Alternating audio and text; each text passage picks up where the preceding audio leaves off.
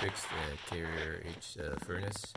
What it's doing is this carrier furnace is first it turns the blower fan on for 90 seconds to check if the blower motor is fine before it activates the inducer fan. And so the board would blink that the blower fan is on, and then it sends a fault. So it sends a pressure switch, which is 31. So that means this switch is not activating because inducer fan is off. So I replaced the inducer fan and it works now.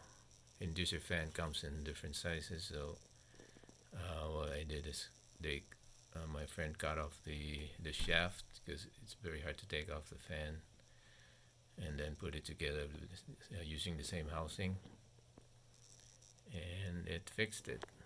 You have to mark the housing so that you won't switch the orientation of the fan.